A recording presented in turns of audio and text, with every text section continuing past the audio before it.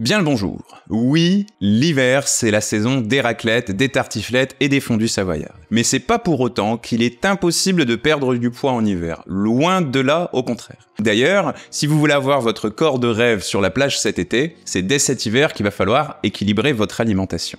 Donc aujourd'hui, je vais vous expliquer comment faire pour perdre du poids pendant l'hiver, et on commence tout de suite. Mais avant d'aller plus loin, laissez-moi vous parler du partenaire de cette vidéo, l'application Joe. Tu connais très certainement Joe, mais si c'est pas le cas, je te rappelle que c'est une application de recettes qui fait aussi les courses à ta place. Dans l'application, tu as plus de 3000 recettes équilibrées, dont certaines qui sont parfaites pour les sportifs, et tu peux aussi y ajouter les tiennes. Comme ça, tu peux créer et gérer ton menu à la semaine et trouver de l'inspiration sans te prendre la tête. Tu peux d'ailleurs vérifier les propriétés nutritionnelles de tes menus puisqu'elles sont indiquées pour toutes les recettes présentes sur Joe. Il y a notamment l'indication de la quantité de protéines, ce qui est pas mal pour les sportifs. En fait, ce qui est bien avec Joe, c'est que tu gagnes du temps et de l'argent. L'application va directement créer une liste de courses basée sur tes menus, comme ça tu peux acheter uniquement ce dont tu as besoin. Pas plus, pas moins. D'ailleurs, adopter Joe, c'est l'assurance de consommer 2 fois plus de produits frais en moyenne. Bien évidemment, tu peux tout à fait adapter ta liste de courses, par exemple si tu préfères acheter une marque plutôt qu'une autre. Et puis le fonctionnement de l'application, il est hyper simple et logique puisque tu remplis ton panier en ligne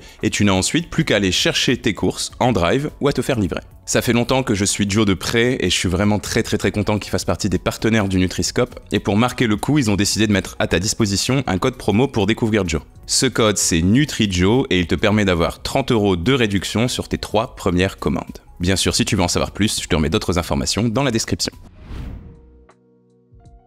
Alors premièrement, il faut que je réponde à une question que j'ai très souvent en consultation depuis 10 ans que je suis nutritionniste. Est-ce qu'il faut manger plus quand il fait froid? Où sont les poulards? J'ai faim! Ça, c'est une idée reçue que j'entends très souvent et qui consisterait à penser que comme il fait plus froid, notre corps brûle plus d'énergie pour se protéger de ce froid et donc qu'il faut consommer plus de carburant, plus de calories.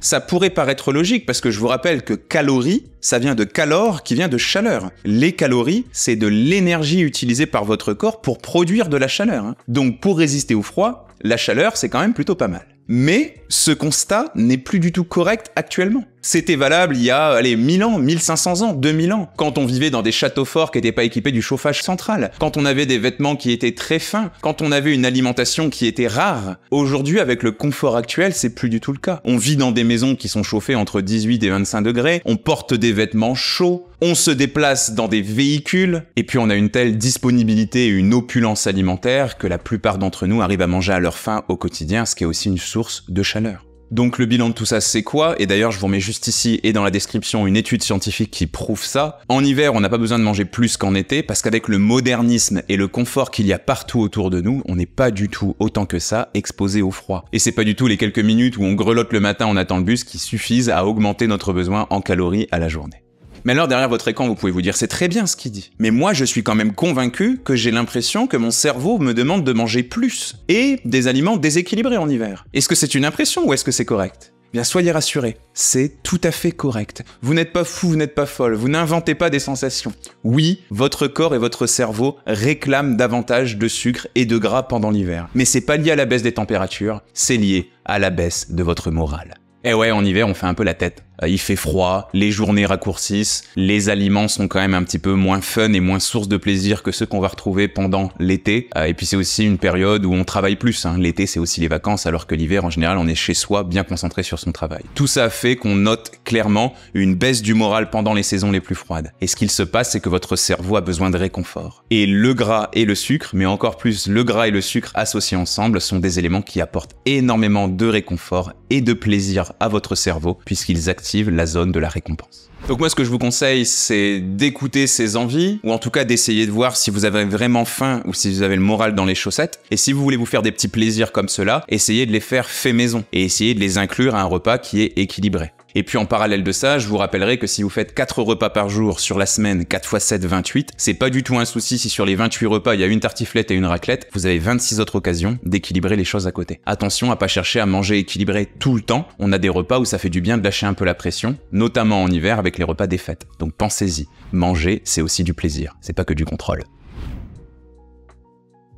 Ensuite, autre question que j'ai régulièrement, comment équilibrer une soirée raclette? Alors ici, on va se poser 5 minutes et on va réfléchir. Imaginons que vous alliez en soirée raclette et que vous mangez 15 poêlons. Et que dans ces poêlons, il y a des pommes de terre, du fromage et de la charcuterie. Le classique. On est d'accord pour se dire que manger 15 poêlons de raclette, ce n'est pas un repas équilibré. Ok. J'écoute. À votre avis, si au lieu d'en manger 15, vous en mangez 5, est-ce que vous aurez mangé plus équilibré? J'écoute. Non, toujours pas. Le repas ne sera toujours pas équilibré, mais en plus de ça, vous aurez faim. J'écoute. Donc vous n'aurez pas mangé plus équilibré en vous privant. J'écoute. Et en plus de ça, vous allez créer de la frustration parce que vous n'aurez pas rempli votre estomac, donc vous allez quitter la table en ayant encore faim. Et ça rejoint exactement ce que je vous explique dans chacune des vidéos. J'écoute. Non, c'est nous qui vous écoutons. Pour manger équilibré, il faut pas manger moins, il faut manger mieux. Et comment est-ce qu'on fait pour manger mieux dans le cadre d'une raclette? Eh bien, on prend un peu de recul et on observe une raclette. Une raclette, c'est des pommes de terre, donc des féculents. Du fromage, donc quelque chose quand même d'assez gras. Et une raclette, c'est aussi de la charcuterie, donc des protéines et encore du gras. Ok, qu'est-ce qu'on n'a pas dans une raclette? On n'a pas de fibres.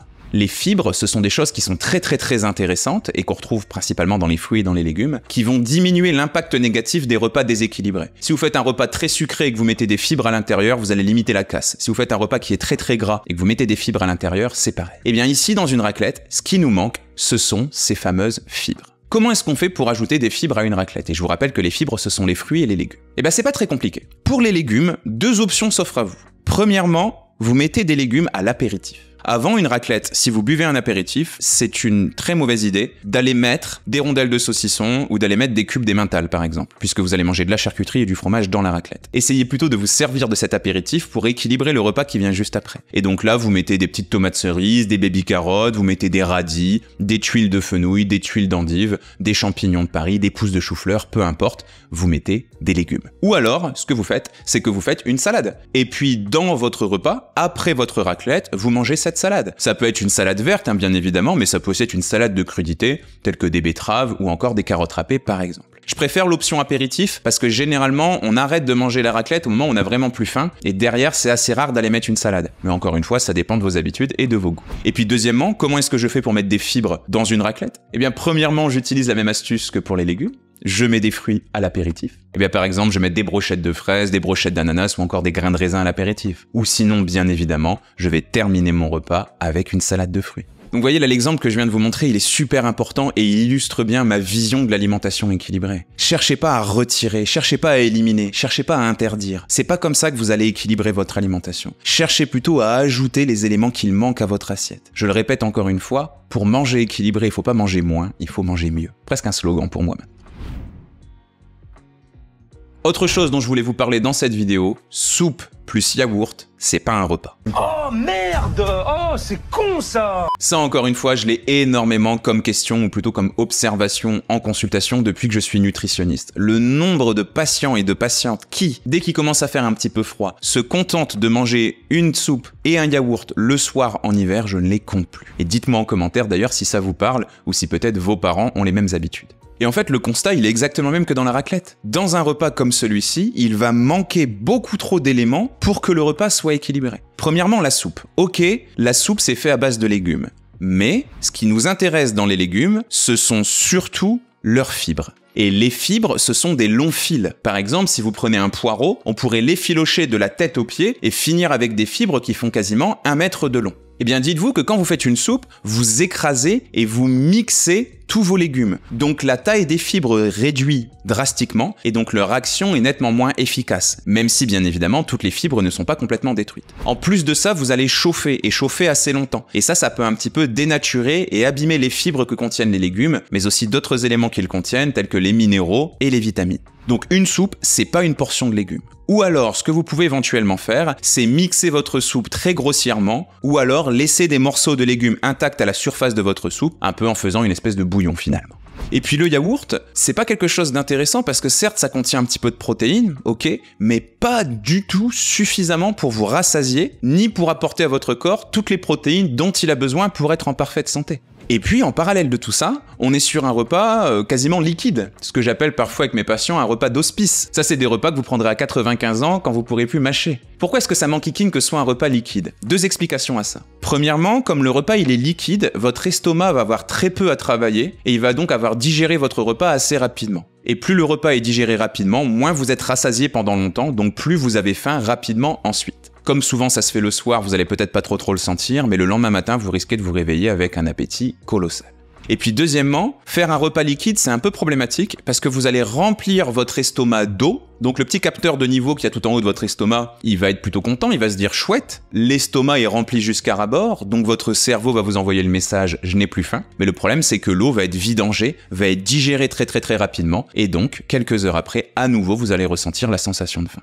Donc si vous voulez manger léger le soir, il n'y a pas de problème, mais essayez de garder une structure qui vous permette d'avoir dans votre assiette tout ce dont votre corps a besoin. Et votre corps, il a besoin de 3 éléments à chaque repas. Des fibres, fruits ou légumes, des protéines, viande, poisson, œufs, voire protéines végétales grâce à ce qu'on appelle des légumineuses, les lentilles, les petits pois, les pois chiches, etc. Et votre corps, il a aussi besoin de bons gras, des huiles de qualité, des fruits à coque ou encore des aliments tels que l'avocat par exemple. Et puis bien évidemment, en complément de tout ça, un petit peu d'eau, c'est important de vous hydrater, mais c'est pas nécessaire de boire autant que si vous consommiez une soupe, juste un verre d'eau ou deux pendant le repas, après ou avant, peu importe, écoutez vos sensations de soif et ça suffit largement. Et d'ailleurs, ça nous emmène à la dernière partie de cette vidéo qui concerne l'hydratation. Parce que ça, c'est une observation que je fais aussi beaucoup en consultation. Les personnes ont déjà beaucoup de mal à boire suffisamment au quotidien, dites-moi en commentaire si c'est votre cas, mais encore plus en hiver. Parce que comme il ne fait pas chaud, on a l'impression qu'il faut qu'on s'hydrate nettement moins. Alors que c'est faux. La quantité d'eau à consommer en été et la quantité d'eau à consommer en hiver sont quasiment les mêmes. Il vous faut 1,5 litre d'eau retrouvée dans votre boisson. Et ça, c'est très important pour tout un tas d'explications. Par exemple, en hiver, votre peau, elle est énormément menacée par le froid. Et si vous ne consommez pas assez d'eau, votre peau va être un petit peu plus fragilisée, va perdre de sa souplesse. En plus de ça, en hiver, l'air que l'on respire est très sec. Et l'eau que vous consommez va permettre à vos muqueuses, notamment dans votre nez et dans votre larynx, quand vous respirez, d'aller humidifier un tout petit peu cet air. Et comme ça, il sera beaucoup moins agressif pour vos poumons. Et puis, troisième argument, l'eau, c'est quelque chose de très bien pour laver, pour nettoyer notre corps. Et vous savez très certainement qu'en hiver, on est un peu plus exposé à certaines menaces, on a tout simplement plus de risques de tomber malade. Eh bien, consommer de l'eau en quantité suffisante en hiver, ça va aussi permettre à votre corps de se laver et de se débarrasser beaucoup plus facilement de toutes ces molécules un peu toxiques qu'on peut retrouver à l'intérieur. Donc pensez-y, 1,5 litre d'eau par jour, ça fait à peu près 8 verres de cantine remplis jusqu'à ras-bord, qu'elles soient plates ou pétillantes d'ailleurs, variez les plaisirs. Bien évidemment, c'est aussi très utile d'avoir des recettes qui sont spécifiques pour l'hiver, pour pouvoir manger de saison, équilibré et se faire plaisir pendant les périodes les plus froides de l'année. Donc si c'est quelque chose qui vous intéresse, n'hésitez pas à passer sur le site lenutriscope.fr. Vous y trouverez plus de 150 fiches recettes idéales pour perdre du poids et manger équilibré et prendre soin de votre santé pendant l'hiver. Et en plus, ce sont des recettes rapides, économiques et délicieuses. Donc n'hésitez pas à aller y jeter un petit coup d'œil. Si cette vidéo vous a plu, bien évidemment, je vous invite à me laisser un petit like et à me le dire en commentaire. Vous pouvez aussi vous abonner à la chaîne si c'est pas encore fait. Moi, je vous retrouve ici 2 fois par semaine et tous les jours sur tous mes autres réseaux sociaux. Salut!